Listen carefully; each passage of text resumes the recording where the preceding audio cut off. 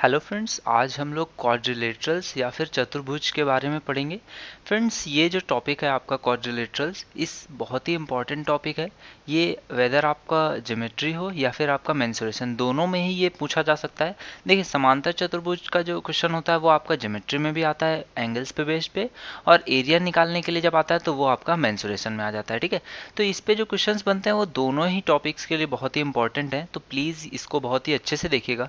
इसमें मैं आपको स्क्वायर से लेकर काइट और रोम्बस, जितने भी आपके क्वाड्रिलेटरल्स होते हैं, और साथ ही साथ पॉलीगन्स के भी जितने भी इंपॉर्टेंट रूल्स हैं वो सारे यहाँ पर आज डिस्कस करने वाला हूँ।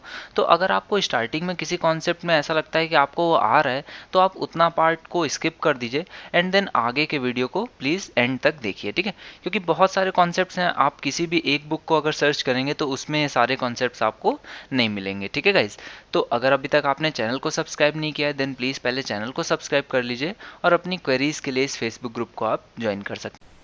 गाइज, इससे पहले मैं ज्योमेट्री की सीरीज़ में मैंने आपको सर्कल्स पे, आपके सेंटर से रिलेटेड और ट्रायंगल्स पे बेस्ड जितने भी कॉन्सेप्ट्स होते हैं उनको मैंने बताया हुआ है। अगर आपने वो लेक्चर सीरीज़ नहीं देखी है तो मैंने उसकी जो प्लेलिस्ट है उसकी लिंक आपको इस वीडियो के डिस्क्रिप्शन में दी हुई है, एक बार आप उसको जाके प्लीज़ देख लीजिए। ठीक है, तो हम लोग स्टार्ट करते हैं। इसमें जो सबसे पहले और सबसे ईजी कॉन्सेप्ट होता है वो आपका क्या होता है, स्क्वायर्स पे बेस्ड होता है। ठीक है, देखिए हम लोग इसमें कुछ पॉइंट्स होंगे वो सभी के बारे में जानने की कोशिश करेंगे, जिसमें कि सबसे पहला पॉइंट क्या होगा कि साइड के बारे में। ठीक है, साइड्स क्या क्या होती हैं, कितनी कितनी टाइप की होती हैं, वो पहले तो देखेंगे।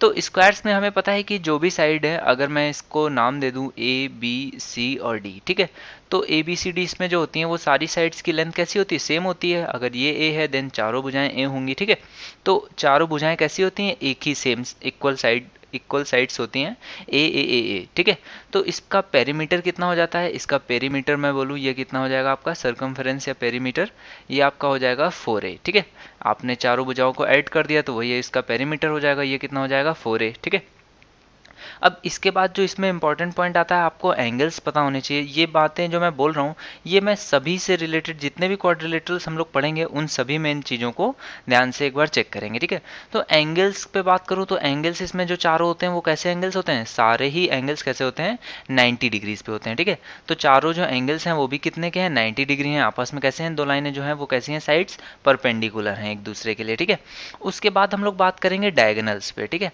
तो डायगोनल्स में हम लोग काफ़ी चीज़ें चेक करेंगे। देखिए, डायगोनल में तो सबसे पहले तो मैं उसकी लेंथ ही निकालने की ट्राई करूंगा कि इसकी लेंथ, अगर मैं इस पर एक डायगोनल खींचूं तो लेंथ कितनी होगी, तो इस पर लेंथ कितनी आ जाती है, आप सभी को पता है, ये भी ए है और ये भी ए है, तो डायगोनल की लेंथ कितनी आ जाएगी, a√2। ठीक है, आपको ये पता चल गया डायगोनल की लेंथ कितनी होगी, a√2। ठीक है, उसके बाद मैं ये बोलूँगा कि अगर इस पर मैं दो डायगोनल्स, ये भी एक स्क्वायर ही है, ठीक है, इसमें अगर मैं दो डायगोनल्स खींचता हूँ तो वो जो दोनों डायगोनल्स होंगी वो आपस में इंटरसेक्ट किस एंगल पे करेंगी। ठीक है, देखिए क्या क्या इंपॉर्टेंट चीज़ें मैं इसमें सीखूंगा डायगोनल्स में। सबसे पहले तो मैंने लेंथ निकाल ली, देन लेंथ के बाद मैं क्या पूछूंगा कि वो जो इंटरसेक्ट अगर वो करती हैं आपस में तो वो किस एंगल पे करती हैं। ठीक है, तो जब मैं बात कर रहा हूँ स्क्वायर के बारे में, तो स्क्वायर में जो डायगोनल होगी वो कितने पे, 90 डिग्री पे आपस में इंटरसेक्ट करेगी। ठीक है, जो इंटरसेक्ट करेगी कितने पे, 90 डिग्री पे करेगी। दूसरी चीज़ मैं डायगोनल्स के अंदर में क्या पढ़ूंगा कि क्या वो आपस में बाइसेक्टर्स हैं, जो डायगोनल्स आपस में जहाँ पे इंटरसेक्ट करती हैं तो क्या वो इक्वली बाइसेक्ट करती हैं या नहीं करती हैं। ठीक है, तो वो भी चीज़ समझेंगे। तो स्क्वायर्स के केस में क्या होती हैं, जो डायगोनल्स हो सकती हैं वो बाइसेक्टर्स भी होती हैं एक दूसरे की, यानी कि क्या करती हैं, एक दूसरे को बाइसेक्ट करती हैं, यानी कि ये डायगोनल इसको परपेंडिकुलर बाइसेक्ट करती है। देखियो, क्योंकि एंगल कितने पे है, 90 डिग्री पे, इंटरसेक्ट 90 डिग्री पे करती हैं। दूसरी चीज क्या है, बाइसेक्ट करती हैं, तो मैं क्या बोलूंगा कि ये दोनों आपस में एक दूसरे की कैसी हैं, परपेंडिकुलर बाइसेक्टर्स हैं। ठीक है, उसके बाद तीसरी चीज जो मैं डायगोनल्स में देखूंगा वो क्या देखूंगा कि क्या ये एंगल बाइसेक्टर्स हैं या नहीं है। ठीक है, देखिए डायगोनल्स जो होते हैं वो कुछ यहाँ से खींचे जाते हैं। ठीक है, तो हो सकता है कि वो जो एंगल्स बनाए यहाँ पर और जो इधर एंगल हो दोनों साइड्स पे, वो कैसा हो सकता है कि इक्वल हो और हो सकता है कि इक्वल ना हो। ठीक है, तो वो भी हम लोग सीखेंगे कि क्या जो डायगोनल्स हैं वो एंगल बाइसेक्टर्स हैं या फिर नहीं है। ठीक है, इसके बाद हम लोग क्या पढ़ेंगे, उसका एरिया, उस जो जो भी क्वाड्रिलेटरल है उसका एरिया कैसे निकाला जा सकता है। तो देखिए आपको ये तो पता ही है, स्क्वायर है, स्क्वायर की दोनों भुजाएं क्या हैं, चारों, इसकी तो चारों भुजाएं ए हैं, तो इसकी जो अगर मैं लेंथ और ब्रेड्थ निकालूंगा तो वो कितनी, ए और ए हो जाएगी। तो एरिया कितना आएगा, लेंथ इंटू ब्रेड्थ, यानी कि कितना हो जाएगा, ए का स्क्वायर। ठीक है, तो इसका एरिया भी मुझे पता चल गया। इसके बाद जो एक बहुत इंपॉर्टेंट पॉइंट होता है वो भी समझ लीजिए, जो कि हम लोग डिस्कस करेंगे, कि अगर मैं इसके मिड पॉइंट्स को आपस में मिलाऊं, ठीक है, यानी कि इसका अगर मैं चारों भुजाओं के जो मिड पॉइंट्स हैं उनको आपस में मिलाऊं, कुछ इस तरह से ऐसे ऐसे ऐसे करके अगर मैं मिलाऊं, तो जो नई एक आकृति बनेगी वो क्या होगी, ये भी हम लोग डिस्कस करेंगे। ठीक है, मैं अगर एक छोटा सा स्क्वायर बनाता हूँ और मैं कहता हूँ कि इसके मिड पॉइंट्स को मैंने आपस में स्ट्रेट लाइन से कनेक्ट कर दिया है, तो जो नई आकृति बनेगी, जो नया क्वाड्रिलेटरल होगा वो क्या होगा। ठीक है, तो स्क्वायर के केस में जो नया क्वाड्रिलेटरल होता है वो भी क्या होता है, आपका स्क्वायर ही होता है। ठीक है, तो क्या क्या पॉइंट्स हम लोग डिस्कस करने वाले हैं सारे क्वाड्रिलेटरल्स पे। सबसे पहले तो उसकी साइड्स के बारे में, देन उससे जो ऐड करके बनती है यानी कि पेरीमीटर, देन एंगल्स के बारे में, देन एंगल्स के बाद हम लोग डायगोनल्स पे बात करेंगे, डायगोनल्स में उसकी लेंथ, देन वो अगर दोनों दो डायगोनल्स अगर हैं देन वो इंटरसेक्ट करते हैं तो कितने एंगल पे करते हैं, या फिर कैसे इंटरसेक्ट करते हैं, क्या वो बाइसेक्ट करते हैं, क्या वो एंगल बाइसेक्टर्स हैं कि नहीं है, जो कि आपके स्क्वायर के केस में वो लोग एंगल बाइसेक्टर्स होते हैं। देन उसके एरिया के बारे में बात करेंगे, और नेक्स्ट हम लोग बात करेंगे कि अगर मैं उसके मिड पॉइंट्स को, जो भी स्क्वायर या जो भी क्वाड्रिलेटरल है, अगर मैं उसके मिड पॉइंट्स को आपस में मिला दूं स्ट्रेट लाइन से, तो जो नई आकृति बनेगी वो भी क्या बनेगी, स्क्वायर्स के केस में वो नई आकृति भी कैसी होती है, स्क्वायर ही होती है। ठीक है, अब इसके बाद स्क्वायर्स के बाद हम लोग नेक्स्ट क्या पढ़ने वाले हैं, इसके बाद हम लोग पढ़ेंगे रेक्टेंगल। अब देखिए, हम जो भी नई आकृति पढ़ेंगे उसको हम लोग अपनी पुरानी वाली आकृति से कंपेयर करने की भी ट्राई करेंगे। ठीक है, तो स्क्वायर को अगर मैं किसी भी एक स्क्वायर को क्या करूं, किसी भी एक साइड से मैं अगर उसको एक्सपेंड करूं, यानी कि अगर मैं क्या करूं कि इन ये जो भुजा है, जो मुझे अगर मैं इसको कहूं कि ये ए बी सी डी है, अगर मैं ए बी और सी डी, क्योंकि देखिए इसमें चारों भुजाएं जो होती हैं ए बी और सी डी आपस में पैरेलल हैं, बी सी और ए डी आपस में पैरेलल हैं, तो मैं ये कहता हूं कि अगर मैं किन्हीं दो पैरेलल भुजाओं को क्या करता हूं, एक्सपेंड करता हूं, तो मुझे क्या मिल जाएगा, रेक्टेंगल मिल जाएगा। ठीक है, इस चीज को आप लोग समझ भी पा रहे होंगे कि जैसे ए बी सी डी था, तो मैंने क्या किया, ए बी को थोड़ा सा बढ़ाया, और जितना ए बी को बढ़ाया उतना ही सी डी को बढ़ाया, तो बाकी चीजों में तो कोई चेंज मैंने किया नहीं। ठीक है, तो देखिए अब यहाँ पर जो उसकी साइड्स हैं वो अब इक्वल नहीं रही, बाकी कोई भी चेंजेस खास नहीं दिख रहे हैं, लेकिन जो सीधे सीधे मुझे दिख रहा है वो क्या दिख रहा है कि इसकी साइड्स जो हैं वो चेंज हो गई। ठीक है, तो सबसे पहले तो मैं साइड्स के बारे में बात कर लूँ, तो इसमें देखिए क्या है, इसमें जो ए बी है वो पैरेलल है सी डी के, और जो बी सी है वो पैरेलल है किसके, ए डी के। ठीक है, तो ये तो पता चल गया कि आमने सामने की भुजाएं कैसी हैं, आपस में पैरेलल हैं, समांतर हैं, समानांतर हैं। तो ए बी जो होगी, जितना मैंने, क्योंकि ए बी को बढ़ाया उतना ही सी डी को बढ़ाया है, तो जितना लेंथ में चेंज अगर ए बी के आया होगा, मैं मानता हूँ कि ए बी की लेंथ अगर कितनी होगी, एल होगी, तो सी डी की लेंथ भी कितनी हो जाएगी, एल ही रहेगी। ठीक है, और बी सी की लेंथ अगर मैं कितनी मानता हूँ, कि मैं मान लेता हूँ कि ये ब्रेड्थ है, तो ये कितनी हो जाएगी, बी, और सिमिलरली जितना ए डी था उतनी बी सी भी था। ठीक है, तो इसकी भी कितनी हो जाएगी, बी। ठीक है, तो इससे मुझे साइड्स पता चल गई, साइड्स कितनी है, एल और बी।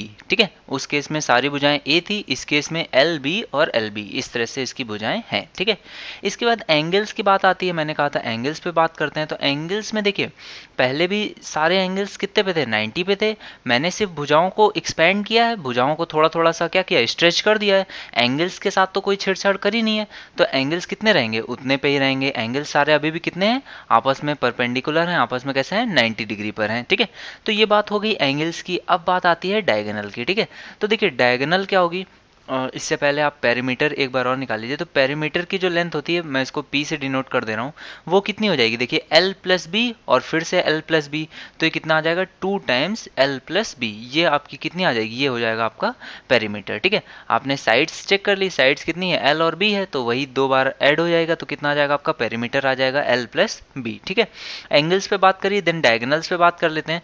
तो डायगोनल की लेंथ कितनी होगी, क्योंकि देखिए आपको ये तो पता ही है कि ये जो एंगल है इसका 90 डिग्री है। ठीक है, ये 90 डिग्री है, देन इस पे जो मैं डायगोनल खींच रहा हूँ ये मेरे लिए कैसे हो जाएगा, एक ट्राइंगल के लिए हाइपोटेन्यूज जैसा होगा, तो उसकी वैल्यू मैं कैसे पाइथागोरियन थ्योरम से निकाल लूंगा, तो ये कितनी आ जाएगी मेरी, अंडर रूट में L square plus B square. ठीक है, तो डायगोनल की लेंथ मैंने निकाल ली। सिमिलरली डायगोनल की लेंथ जो इधर से भी डायगोनल होगी वो भी एकदम सेम टू सेम होगी। ठीक है, और उसकी लेंथ भी कितनी हो जाएगी, उसकी भी लेंथ इतनी ही होगी। तो अब मैं बात करूंगा कि जो दो डायगोनल्स थी, स्क्वायर्स के केस में तो दोनों डायगोनल सेम थी, सारी भुजाएं बराबर थी, अब जब मैं बात करूंगा रेक्टेंगल के केस में, तो यहाँ पर भी जो डायगोनल्स हैं वो आपस में कैसी हैं, बराबर हैं, ठीक है। तो दोनों की ही लेंथ, जो दोनों डायगोनल्स हैं उनकी लेंथ कितनी होगी, l square plus B square, ठीक है। अब बात करता हूं कि ये जो डायगोनल्स हैं ये आपस में कितने एंगल पे इंटरसेक्ट करते हैं, ठीक है। क्या वो एंगल 90 डिग्री होता है, ठीक है।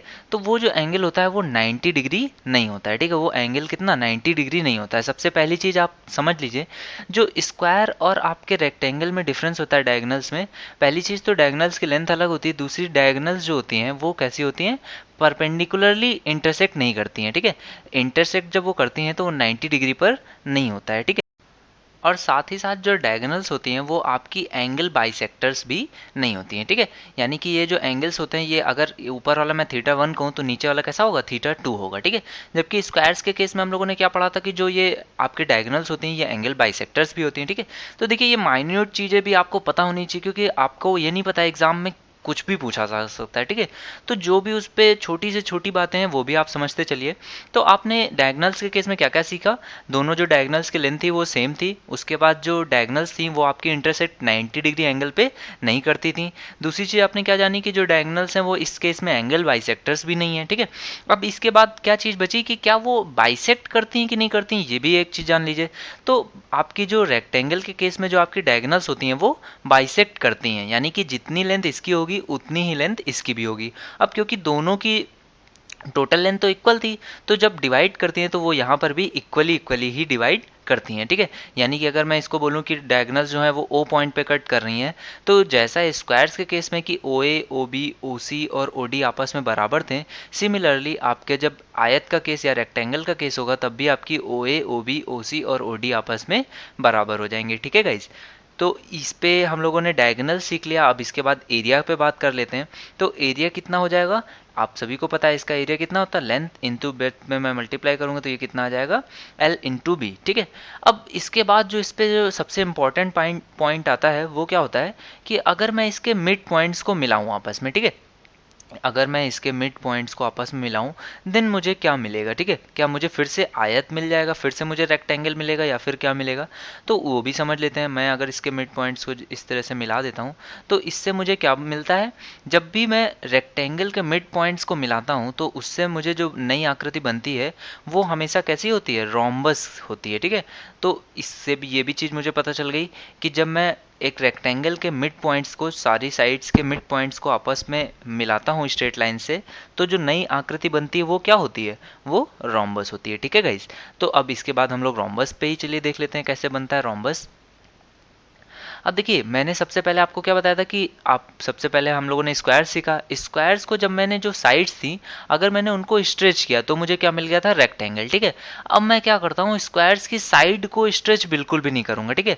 वो जितनी थी, जैसे सारी साइड्स ए लेंथ की थी, तो अब मैं साइड्स को ए पे ही रखता हूँ। मैं क्या करता हूँ, सिर्फ जो उनका एंगल है, उनको अगर वो 90 डिग्री पे है, ठीक है, तो उसके एंगल्स को मैं क्या कर रहा हूँ, थोड़ा सा टिल्ट कर देता हूँ, ठीक है।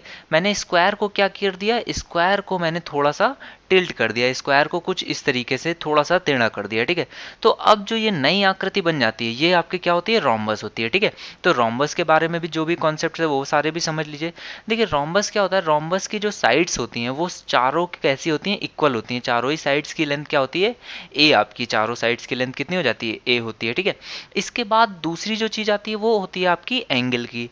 तो एंगल पे भी जान लीजिए, क्योंकि साइड ए है तो आपका पेरीमीटर कितना हो जाएगा, 4a, ठीक है। इसके बाद एंगल्स पे जान लीजिए कि अगर मैं इसको नाम दे दूं ए, बी, सी और डी, तो आप ये तो समझ गए कि एंगल 90 डिग्री तो नहीं होगा। लेकिन इसमें एंगल्स में, क्योंकि देखिए जितना मैंने इसको यहाँ से डेविएट किया है उतना ही ये स्क्वायर है, उतना ही ये यहाँ से भी आपका क्या हो गया होगा, डेविएट हुआ होगा, ठीक है। तो इससे क्या होता है कि जितना एंगल ये होता है उतना ही एंगल आपका ये भी होता है, ठीक है। और जितना एंगल ये होता है उतना ही एंगल आपका बी होता है, ठीक है। इट मीन्स जो आपका ए एंगल है वो बराबर होता है सी के, और जो एंगल आपका बी है वो बराबर होता है डी के, ठीक है। तो यहाँ तक हम लोगों ने बात कर ली साइड्स पे और एंगल्स पे। देखिए साइड्स पे क्योंकि हमने दोनों ही भुजाओं को एकदम इक्वल एंगल पे ही टिल्ट किया हुआ है, इस वजह से जो आमने सामने की जो भुजाएं होती हैं वो आपस में कैसी होती हैं, पैरेलल होती है, ठीक है। यानी कि A B parallel C D के रहेगी और बी सी पैरेलल रहेगी आपके ए डी के, ठीक है। ये चीज़ देखिए आपके रेक्टेंगल में भी थी और रोम्बस में भी है, ठीक है। स्क्वायर्स में भी थी, रेक्टेंगल में भी थी और रोम्बस में भी थी। मतलब अभी तक आपकी पैरेलल चीज़ें अभी तक यहाँ पर ये ख़त्म नहीं हुई है, ठीक है। इसके बाद हम लोग किस पे बात करेंगे, डायगोनल्स पे। तो देखिए डायगोनल्स पे इस पे क्या क्या पॉइंट्स होते हैं उनको भी समझ लेते हैं। तो अगर मैं इस पे एक डायगोनल ड्रॉ करता हूँ, ए से सी के लिए ए सी और बी से ड्रॉ करता हूँ मैं बी डी, ठीक है। तो देखिए डायरेक्टली सबसे पहली चीज क्या हम लोगों ने सीखनी थी कि डायगोनल्स की लेंथ निकालना। तो रोम्बस में डायरेक्टली डायगोनल्स की लेंथ निकालना के लिए कोई फॉर्मूला नहीं होता है। इसके लिए एक थोड़ा सा फॉर्मूला डिफरेंट वे में कैसे होता है, और उसमें भी डायरेक्टली लेंथ नहीं निकलती है। क्या होता है कि ए सी का स्क्वायर प्लस बी डी का स्क्वायर, जो दोनों डायगोनल्स होंगी उनका सम जो होता है, स्क्वायर्स का सम, वो किसके बराबर होता है, 4 टाइम्स किसी भी साइड के स्क्वायर के बराबर।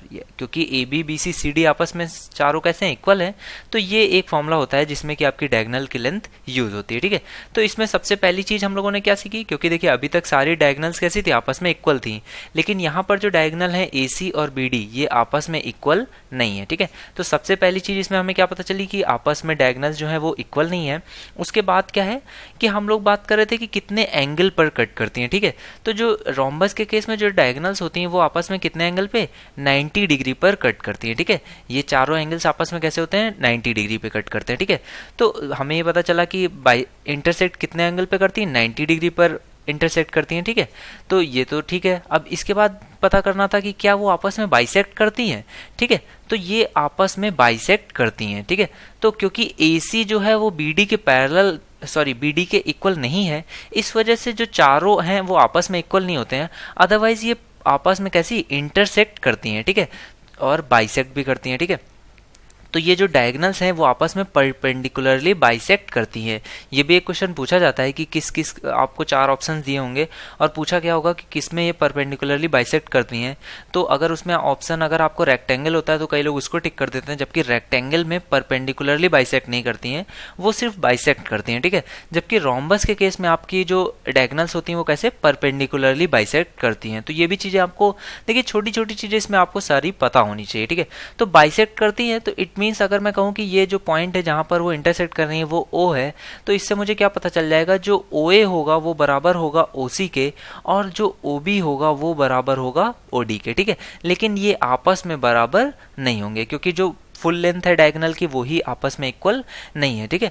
तो हमें क्या क्या पता चल गया कि दो डायगोनल्स आपस में इक्वल नहीं होती हैं, आपस में परपेंडिकुलरली बाइसेक्ट करती हैं, और इस वजह से ये क्या पता चल गया कि OA बराबर होगा OC के और OB बराबर होगा OD के। अब इसके बाद हम लोग क्या बात करते थे कि क्या एंगल, वो जो डायगोनल्स हैं क्या वो एंगल बाइसेक्टर्स भी होंगी। तो रोम्बस के केस में जो आपके डायगोनल्स होते हैं वो एंगल बाइसेक्टर्स भी होते हैं, ठीक है। रोम्बस के केस में जो आपके डायगोनल्स होते हैं वो एंगल बाइसेक्टर्स भी होते हैं। तो ये भी एक अच्छा क्वेश्चन बनता है, इसको भी आप समझ लीजिए कि रोम्बस के केस में जो आपके डायगोनल्स होते हैं वो एंगल बाइसेक्टर्स होते हैं, जबकि रेक्टेंगल के केस में ये चीज नहीं होती है, ठीक है। इसके बाद जो लास्ट पॉइंट था जो कि हम लोगों ने सीखना था कि अगर इसके मिड पॉइंट्स को मैं मिलाऊं तो मुझे क्या मिलेगा, ठीक है। तो अगर मैं रोम्बस के मिड पॉइंट्स को मैं मिलाता हूं तो जिस चीज के मिड पॉइंट्स को मिलाने से रोम्बस मिला था, यानी कि रेक्टेंगल के जब मैं मिड पॉइंट्स को मिलाता था तो मुझे क्या मिल जाता था, रोम्बस मिल जाता था। तो जब मैं रोम्बस के मिड पॉइंट्स को मिलाऊंगा तो मुझे क्या मिल जाएगा, वापस से रेक्टेंगल मिल जाएगा, ठीक है। तो ये कुछ पॉइंट्स हैं, ये सारे ही आप लोग समझ लीजिए। रोम्बस के केस में पहली चीज क्या थी, साइड्स पैरेलल हैं, आप एक आमने सामने की जो साइड्स हैं वो पैरेलल हैं। दूसरी चीज क्या है, साइड्स चारों इक्वल हैं, तो पेरीमीटर या फिर उसका परिमाप कितना हो जाएगा, 4a। एंगल सामने सामने के इक्वल हैं, ठीक है।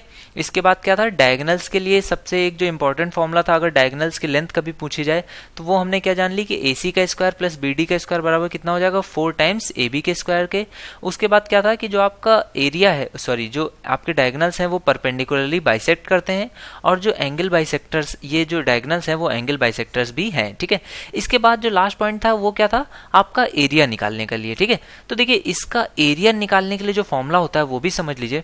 इसके एरिया के लिए आपका जो मेन फॉर्मूला होता है वो क्या होता है, आपके डायगोनल्स के फॉर्म में, ठीक है।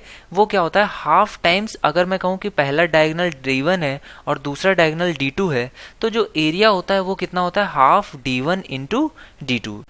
अब देखिए, अगर आपको किसी केस में क्या हो कि दोनों डायगोनल्स ना गिवन हो और उसकी जगह पे सिर्फ एक ही डायगोनल गिवन हो और एक साइड आपको गिवन हो, तो उस केस में आप क्या करेंगे?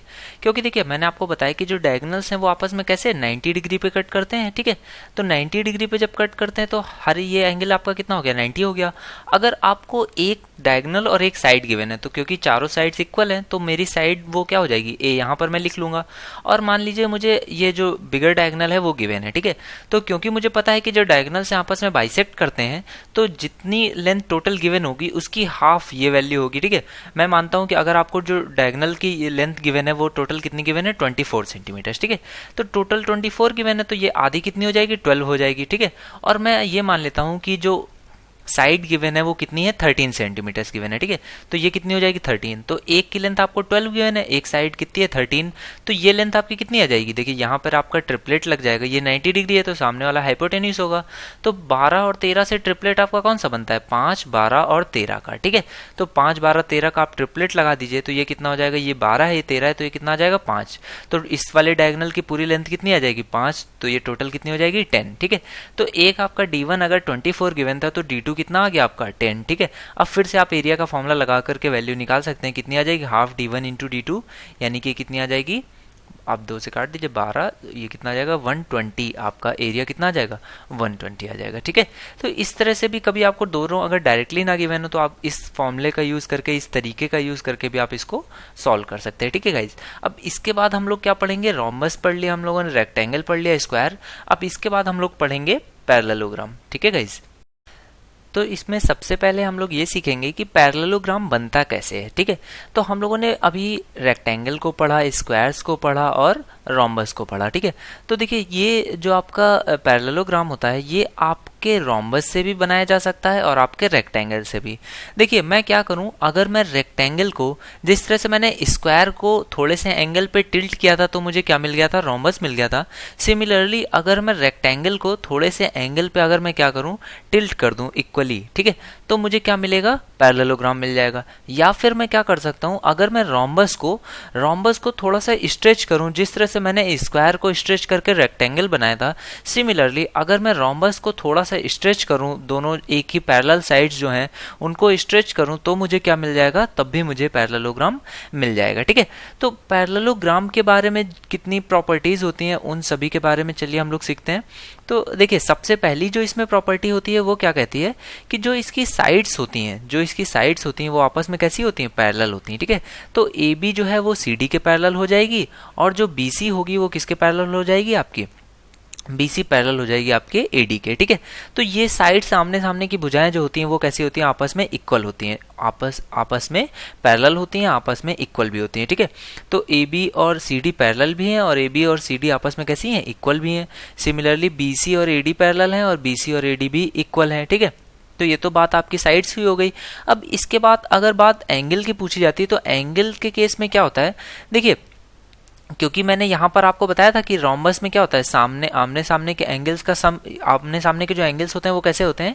इक्वल होते हैं। तो इससे ये चीज तो यहाँ पर आपकी तय रहती है कि जो एंगल्स हैं वो आमने सामने के आपके कैसे रहेंगे? इक्वल रहेंगे, ठीक है। तो ए जो एंगल होगा वो सी के बराबर होगा और जो एंगल बी होगा वो एंगल डी के बराबर रहेगा, ठीक है। तो आमने सामने के जो एंगल्स हैं वो कैसे रहे? आपके इक्वल रहे।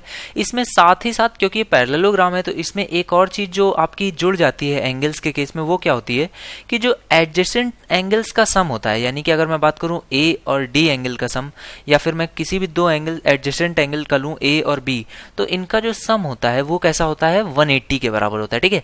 तो ए प्लस बी की बात करूं या बी प्लस सी की या सी प्लस डी की या फिर डी प्लस ए की, ठीक है, ये आपस में कैसे होते हैं? आपस में इक्वल होते हैं और इनका सम भी कितना होता है? आपस में 180 डिग्री के बराबर होता है, ठीक है। तो ये बात करी हमने एंगल्स की। एंगल्स आमने सामने के इक्वल होते हैं, यानी कि ए बराबर है सी के और बी बराबर होता है आपका एंगल जो है वो डी के, जैसा कि आपके रोम्बस में होता था। साथ ही साथ पैरेललोग्राम होने की वजह से एक और इसमें प्रॉपर्टी क्या ऐड हो जाती है कि जो आपके एडजेसेंट एंगल्स का सम है वो भी कितना हो जाता है? 180 डिग्री, ठीक है। अब इसके बाद बात करते हैं डायगोनल्स पे। तो देखिए, इसमें जो डायगोनल्स होती हैं, मैं बात करता हूं AC की और इधर भी एक डायगोनल मैं इस तरह से ड्रॉ कर लेता हूं BD, ठीक है। तो सबसे पहली चीज तो जो आपको देख के ही समझ में आ रही होगी कि जो आपकी डायगोनल्स हैं AC और BD ये अगेन आपकी इक्वल नहीं होंगी, जैसा कि आपके रोम्बस के केस में था कि जो आपकी डायगोनल्स हैं वो इक्वल नहीं होंगी।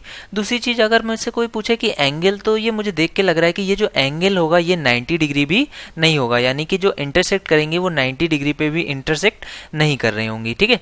लेकिन जो ये डायगोनल्स होती हैं ये आपस में कैसी होती हैं, बाइसेक्ट करती हैं, ठीक है।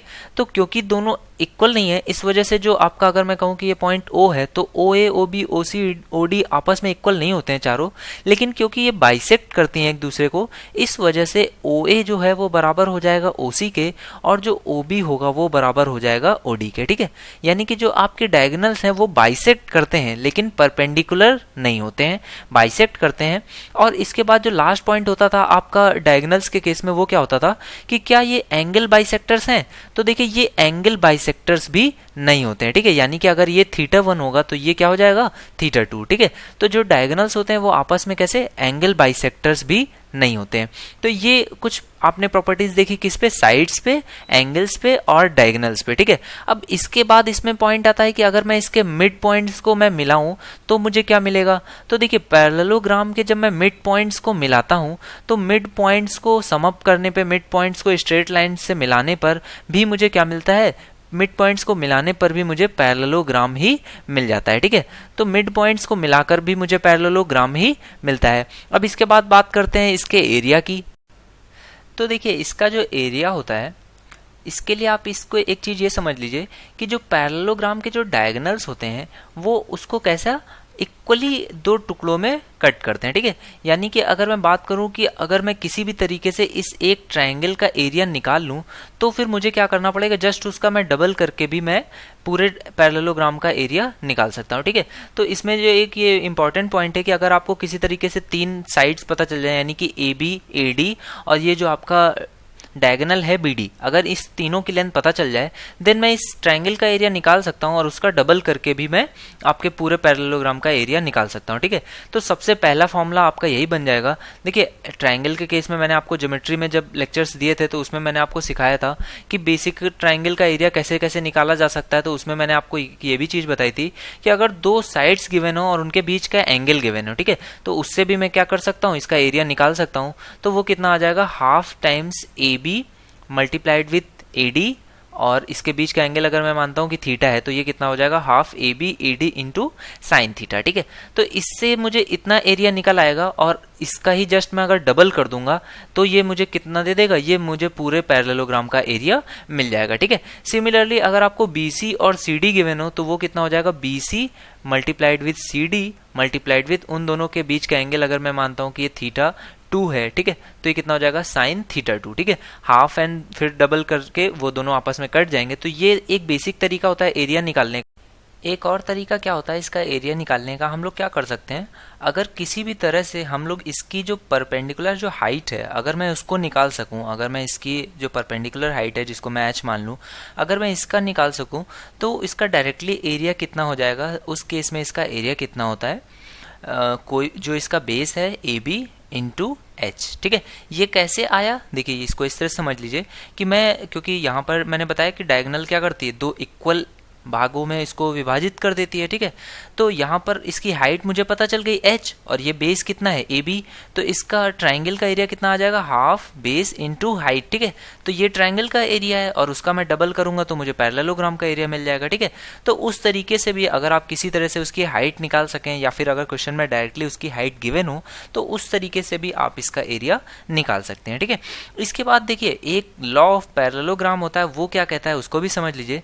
देखिए लॉ ऑफ पैरेललोग्राम आपका क्या कहता है कि जो आपके डायगोनल्स हैं उनका स्क्वायर्स का सम जो होगा, दैट इज AC का स्क्वायर प्लस BD का स्क्वायर जो होगा वो किसके बराबर होता है, आपकी चारों साइड्स के स्क्वायर्स के सम के बराबर होता है, ठीक है। दैट इज AB का स्क्वायर प्लस BC का स्क्वायर प्लस CD का स्क्वायर प्लस AD का स्क्वायर, ठीक है। और क्योंकि आपको ये पता है कि AB और CD इक्वल हैं और BC और AD इक्वल हैं, तो इसको मैं शॉर्ट में कैसे लिख सकता हूँ, 2 टाइम्स AB का स्क्वायर प्लस BC का स्क्वायर, ठीक है। तो ये कुछ चीजें हैं आपको जो कि पैरेललोग्राम के बारे में पता ही होना चाहिए बिफोर आप एग्जाम को देने जाएं, ठीक है। तो ये कुछ बातें हम लोगों ने पैरेललोग्राम से रिलेटेड सीखी। अब इसके बाद हम लोग देखते हैं क्या पढ़ने वाले हैं। अब देखिए, अब हम लोग इसके बाद पढ़ेंगे ट्रापेजियम। ठीक है, ट्रापेजियम एक बहुत ही इंपॉर्टेंट होता है आपका, अगर क्वाड्रिलेटरल्स की मैं बात करूं और मेंसुरेशन में इसमें, क्योंकि ट्रापेजियम का आपसे एरिया अक्सर ही करके पूछता है। ठीक है, ट्रापेजियम का एरिया निकालने में क्योंकि काफ़ी डिफिकल्टीज आती हैं, तो उसको भी हम लोग आज इस पे सीखेंगे, और इसके और जो भी पॉइंट्स होते हैं उससे रिलेटेड उनको भी चलिए जानते हैं। तो देखिए, मैं पहले तो इसको कुछ नाम देता हूँ, ABCD। ठीक है, तो ट्रापेजियम में जैसा कि आप लोग देख पा रहे होंगे कि इसकी कोई भी साइड्स आपस में इक्वल नहीं होती है। ठीक है, तो साइड्स कैसी होती हैं, कोई भी इक्वल आपकी नहीं होती है। ठीक है, दूसरी चीज इसमें क्या है, जो ट्रापेजियम के केस में भी आपकी लागू होती है, वो क्या होती है कि जो आपके एडजेसेंट एंगल्स होते हैं, ठीक है, ट्रेपेजियम के केस में भी जो आपके एडजेसेंट एंगल्स होते थे उनका सम, जैसे कि पैरेललोग्राम में था 180 डिग्री, सिमिलरली आपके इसमें भी चलता है कि आपके जो एडजेसेंट एंगल्स हैं उनका सम कितना होता है, आपका 180 डिग्री ही रहता है।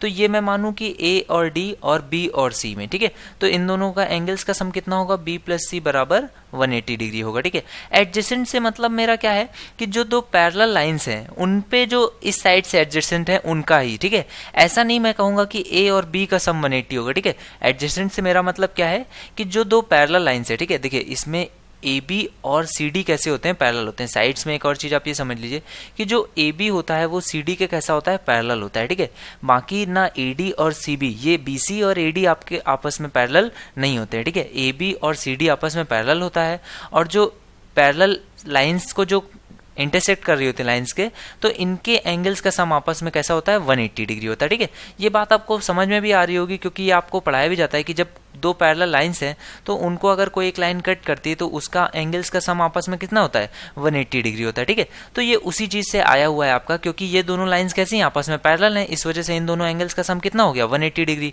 जब हम लोग पढ़ते थे पैरेललोग्राम में, तो पैरेललोग्राम में क्योंकि ये दोनों साइड्स भी आपस में पैरेलल होती थी और ये दोनों साइड्स भी आपस में पैरेलल होती थी, इस वजह से वहां पर क्या था कि किन्हीं दो एडजेसेंट एंगल्स को जब हम लोग ले लेते हैं तो उसका सम मेरा कितना आ जाता है, 180 डिग्री आ जाता है। ठीक है, अब इसके बाद अगर मैं बात करूं कि जो इसके डायगोनल्स होते हैं, तो देखिए डायगोनल्स के केस में इसमें क्या होता है, मैं एक तो AC ड्रॉ कर लेता हूं और एक आपका ड्रॉ कर लेता हूं BD। ठीक है, तो जो डायगोनल्स होते हैं इसमें डायगोनल्स जो होते हैं वो बाइसेक्ट भी नहीं करते हैं, ना ही परपेंडिकुलर पे बाइसेक्ट करते हैं। ठीक है, ना ही आपके ये परपेंडिकुलर पे बाइसेक्ट करते हैं और ना ही ये बाइसेक्ट ही करते हैं, ना इंटरसेक्ट करते हैं परपेंडिकुलर पे और ना ही ये बाइसेक्ट करते हैं।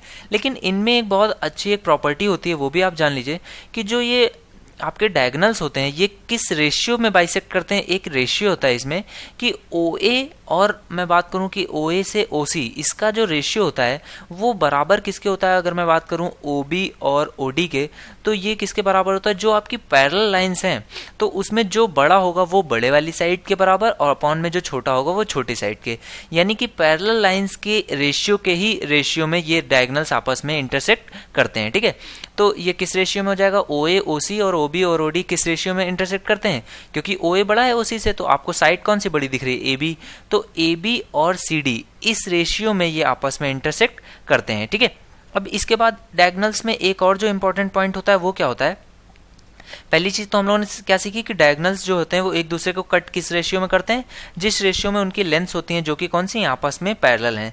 दूसरी चीज ये होती है कि जो डायगोनल्स का मिड पॉइंट होता है, अगर मैं ये कहूं कि AC का आपका मिड पॉइंट अगर कुछ यहाँ पर है M1, ठीक है, AC अगर मैं पैरा डायगोनल D1 है तो उसका अगर मिड पॉइंट कहीं पर M1 है, और जो आपके BC है ये दूसरी डायगोनल है और इसका मिड पॉइंट कहाँ पर है, कुछ M2 पर है। ठीक है, तो M1 और M2 के बीच की अगर कोई डायरेक्ट कभी आपसे डिस्टेंस पूछता है, हालांकि इस तरह से क्वेश्चन अभी तक नहीं आया है, बट क्योंकि ये भी कुछ बुक्स में गिवन था तो वो भी आप जान लीजिए कि M1 और M2 के बीच में जो डिस्टेंस होती है वो कितनी होती है, M1 M2 की जो डिस्टेंस है वो कितनी हो जाएगी, half times AB minus CD। ठीक है, जो पैरेलल लाइंस है उनका जो अंतर होगा उसका जो हाफ होता है वही आपका क्या हो जाता है, M1 और M2 के बीच की डिस्टेंस हो जाती है। तो M1 M2 की डिस्टेंस कितनी हो जाएगी, हाफ टाइम्स जो पैरेलल लाइंस है AB माइनस CD, जो बड़ी है उससे आप छोटी वाली को घटा दीजिए तो उसकी जो वैल्यू आएगी उसका हाफ जो होता है वो M1 और M2 के बीच की डिस्टेंस मुझे बताता है। ठीक है, तो हम लोगों ने क्या क्या देखा कि जो डायगोनल्स थे ना ही वो परपेंडिकुलरली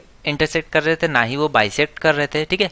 बस उनमें क्या था कि वो जहाँ पे किस रेशियो में कट कर रहे थे, जिस रेशियो में उनकी पैरेलल साइड्स थी, ठीक है। इसके बाद हम लोगों ने सीखा कि उनके मिड पॉइंट्स के बीच की डिस्टेंस कितनी है, m1 m2 की डिस्टेंस कितनी आ गई, half times AB minus CD, ठीक है।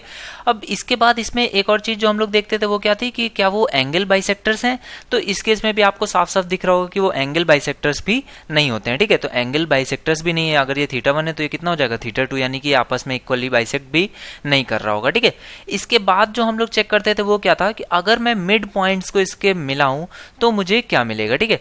तो देखिए जब आप ट्रेपेजियम के मिड पॉइंट्स को मिलाते हैं तब आपको क्या मिलता है, इसके मिड पॉइंट्स को मैं अगर स्ट्रेट लाइन से अगर मैं मिला दूं तो मुझे क्या मिल जाता है, मुझे एक पैरेललोग्राम मिल जाता है, ठीक है। तो मिड पॉइंट्स से मिड पॉइंट्स को मिलाने पर एक ट्रेपेजियम के मुझे क्या मिलता है, पैरेललोग्राम मिलता है, ठीक है। इसके बाद एक पैरेललोग्राम की एक वो प्रॉपर्टी होती है वो भी समझ लीजिए।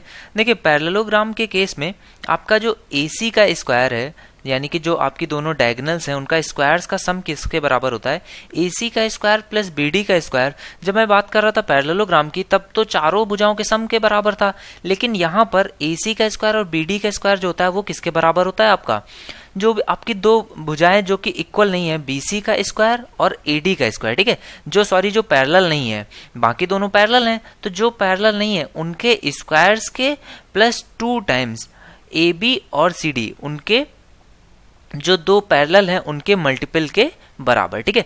देखिए AC जो है और BD ये दोनों आपके डायगोनल्स हैं, इनके स्क्वायर्स का सम किसके बराबर होता है, BC का स्क्वायर प्लस AD का स्क्वायर। BC और AD कौन सी हैं, जो कि पैरेलल नहीं है, ठीक है। तो जो पैरेलल नहीं है उनके स्क्वायर्स के प्लस जो दो भुजाएं जो कि आपस में कैसी हैं, पैरेलल हैं, AB और CD, उनके मल्टीपल के बराबर होता है, ठीक है। तो ये भी आपका एक पॉइंट है जो कि आप जान लीजिए, जो कि क्या होता है ट्रेपेजियम के केस में आपका ये चीज भी होता है, ठीक है। तो अब बात करेंगे हम लोग इसके एरिया के बारे में। तो देखिए ट्रेपेजियम का एरिया जो होता है वो बहुत ही इंपॉर्टेंट होता है। तो पहले तो एक ट्रेपेजियम बना लेता हूं मैं।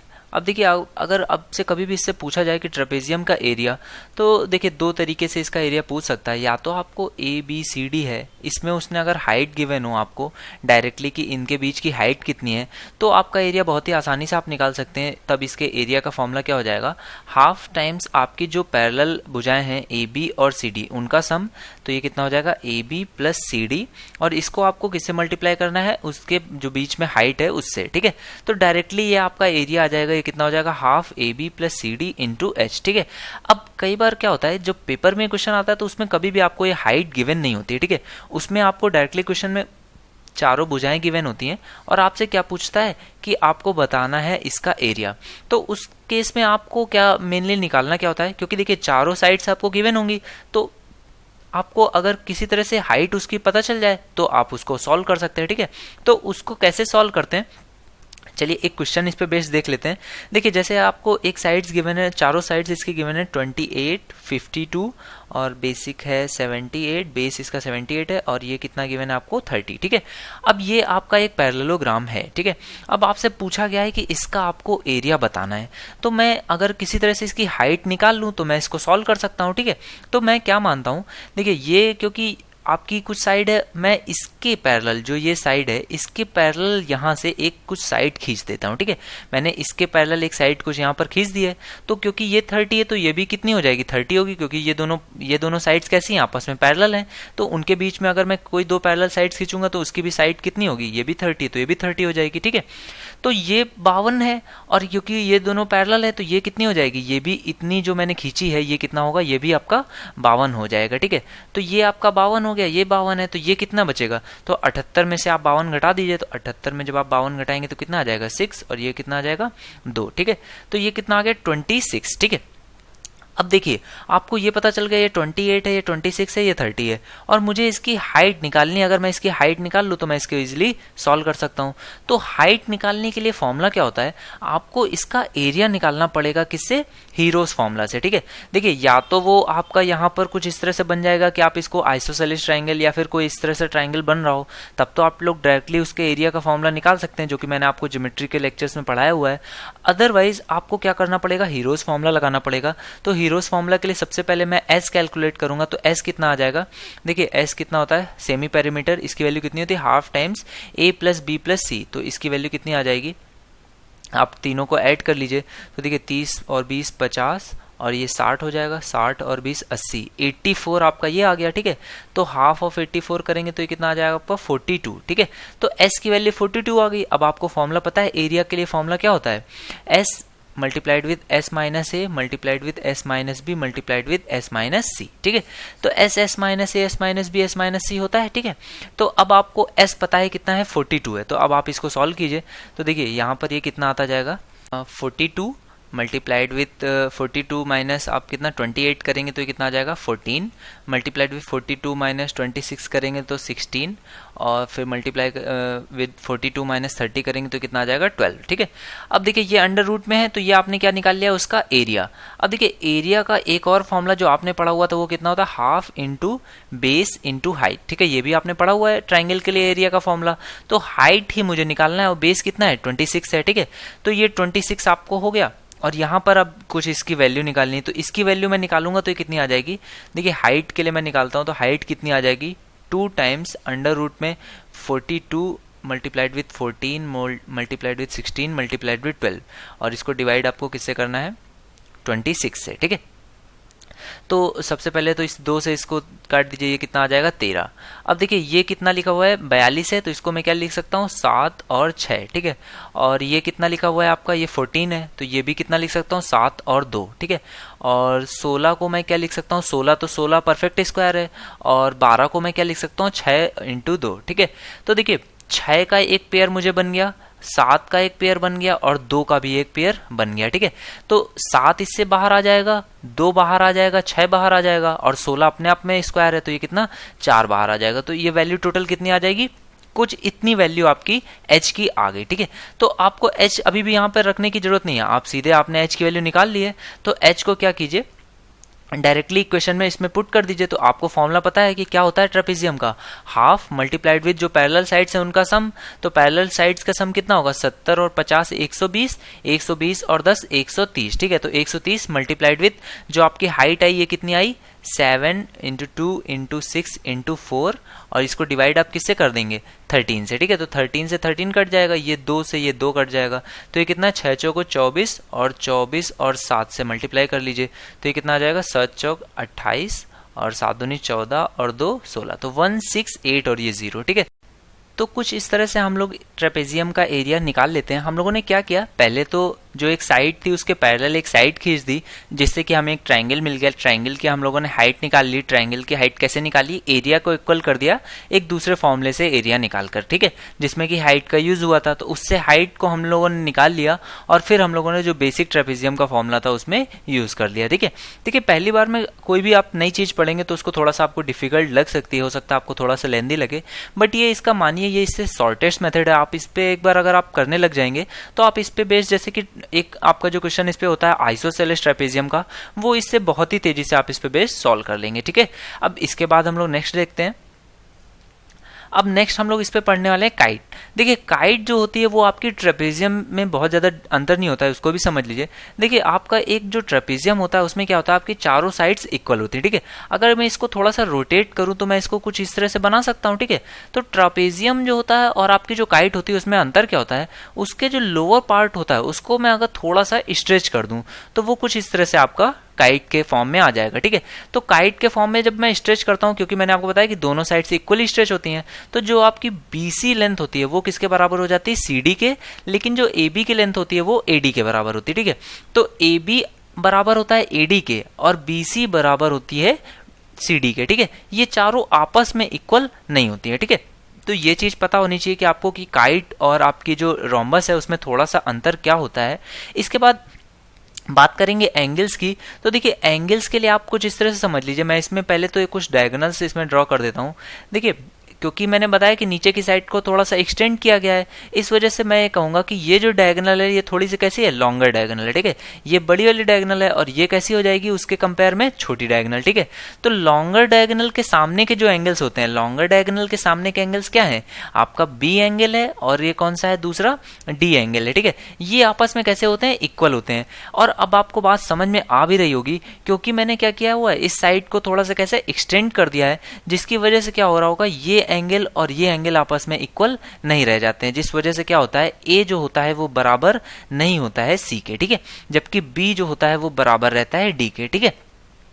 अब इसके बाद बात करते हैं डायगोनल्स पे। तो देखिए डायगोनल्स में भी बहुत सारी प्रॉपर्टी होती हैं, तो जिसमें सबसे पहली प्रॉपर्टी हम लोग क्या पढ़ते थे कि इंटरसेक्ट अगर करता है तो कितने एंगल पे करता है। तो यहाँ पर जो इंटरसेक्ट करता है, जैसा कि रोम्बस में था, यहाँ पर भी जो डायगोनल्स होते हैं वो परपेंडिकुलरली इंटरसेक्ट करते हैं, ठीक है। पहली प्रॉपर्टी क्या है कि वो परपेंडिकुलर में इंटरसेक्ट करते हैं।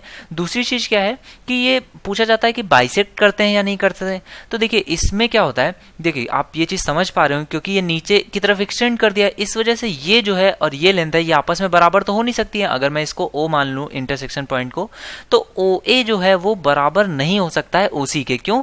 क्योंकि OC क्या है, वो थोड़ा सा एक्सटेंडेड है, लेकिन जो OB होता है वो बराबर होता है OD के। इस वजह से हम लोग क्या कहते हैं कि जो लॉन्गर डायगोनल है वो बाइसेक्ट करता है शॉर्टर डायगोनल को, ठीक है। जो AC है वो क्या करता है, बाइसेक्ट करता है किसको, आपकी जो दूसरी डायगोनल है वो क्या है, BD को, ठीक है।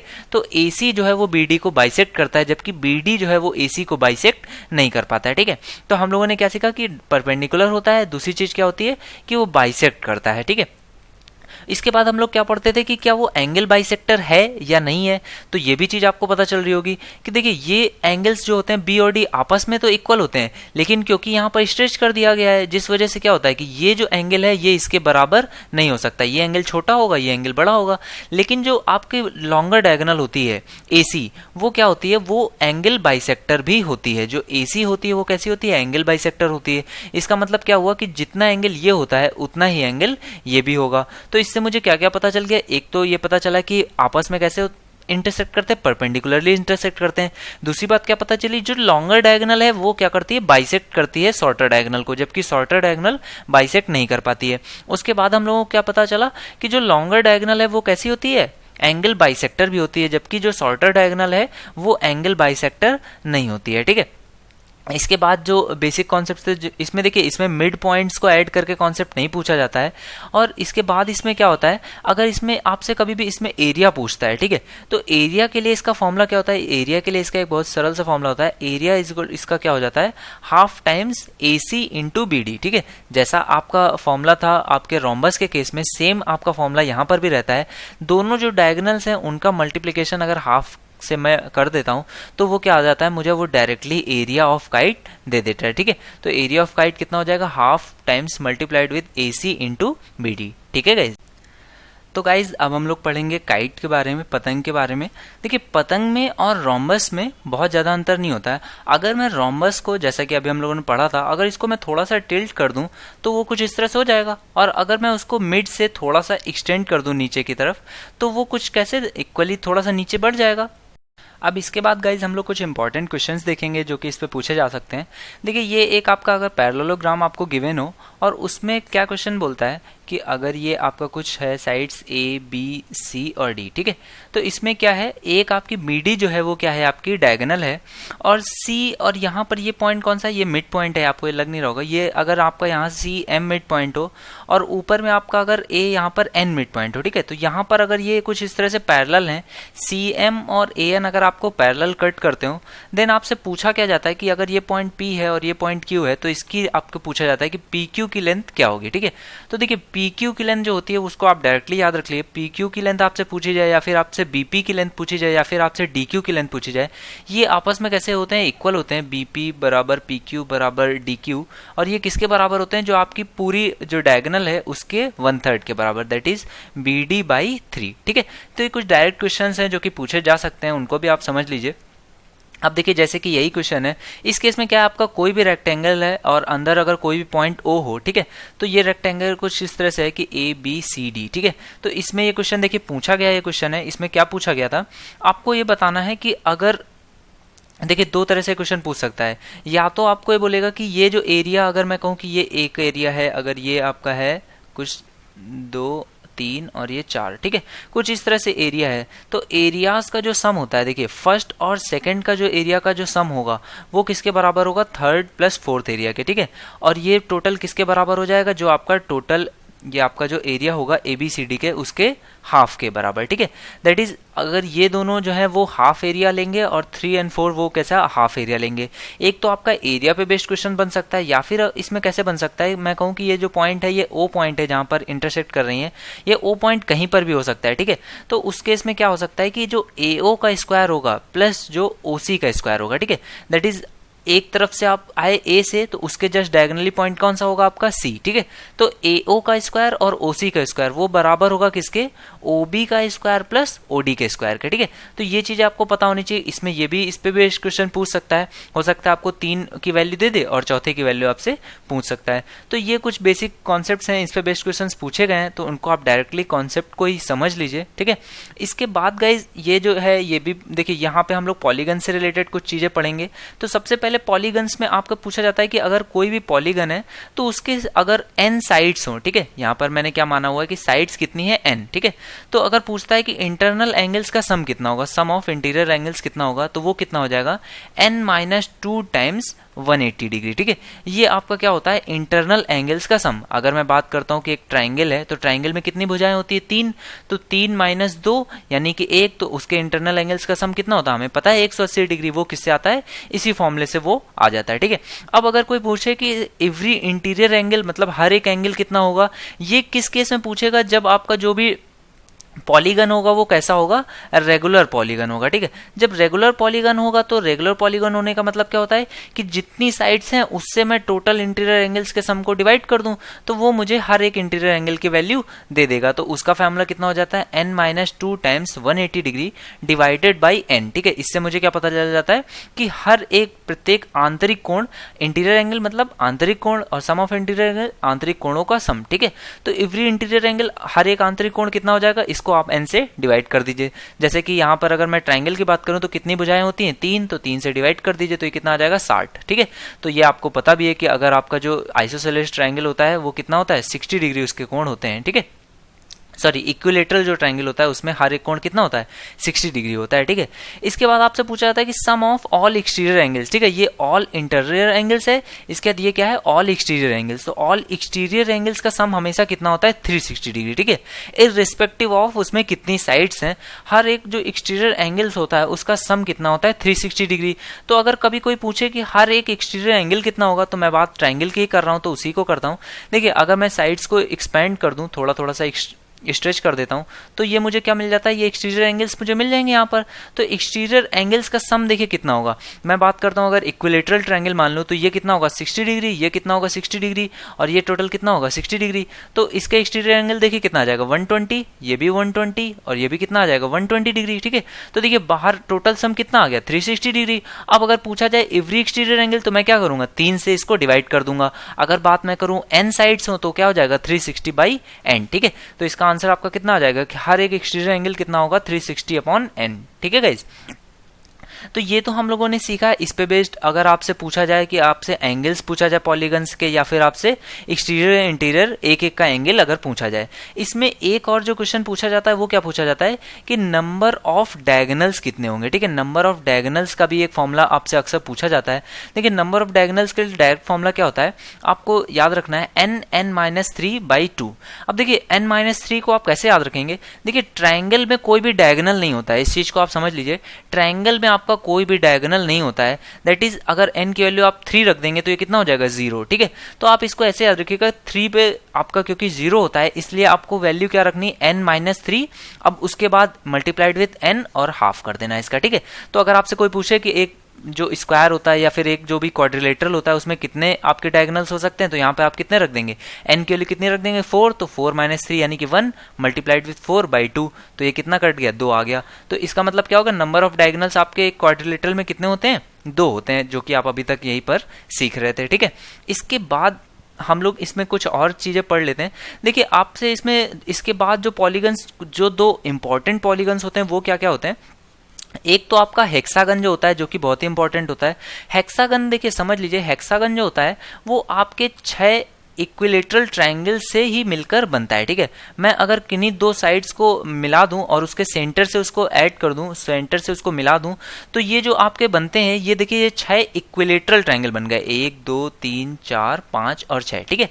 ये अगर रेगुलर पॉलीगन हो, ठीक है, रेगुलर अगर हेक्सागन होगा, ठीक है, तो ये कितना हो जाता है, ये 6 आपके इक्विलेटरल ट्रायंगल से ही मिलकर बनता है, ठीक है। तो अगर आपको इसमें एक साइड आपकी ए दे दे और आपसे क्या पूछता है, पूरे का एरिया पूछे, तो आप क्या करेंगे, 6 टाइम्स मल्टीप्लाई कर देंगे √3/4 ए स्क्वायर से, ठीक है, जो कि आपका क्या होता है, एक इक्विलेटरल ट्रायंगल का एरिया होता है। तो ये कितना आ जाएगा, 6 टाइम्स √3/4 ए स्क्वायर, ठीक है। तो ये आपने सीख लिया। रेगुलर हेक्सागन हो उस केस में आपका एरिया कितना होता है। सिमिलरली अगर आपसे कभी पूछे कि अगर आपको ऑक्टागन गिवन हो, ठीक है, ऑक्टागन कैसे आपका कुछ गिवन होगा, कुछ इस तरह से होगा कि जिसमें 8 आपकी भुजाएं गिवन होंगी, ठीक है, 1 2 3 4 5 6 7 और ये 8, ठीक है। तो अगर 8 भुजाएं आपकी गिवन हो और उस केस में आपको अगर कोई एक साइड दे दे ए और आपसे एरिया पूछे, क्योंकि ये क्वेश्चन CHSL में एक बार पूछा गया था, तो इसके लिए आप डायरेक्टली फॉर्मूला याद रख लिए। इसके लिए क्या आप, क्योंकि आप 8 टाइम्स उसको मल्टीप्लाई करके आप निकालेंगे और उसके बाद उसको करेंगे, या फिर आप इसको डायरेक्टली याद रखिए, उसमें क्या होता है 2 टाइम्स ए स्क्वायर 1 + √2, ठीक है।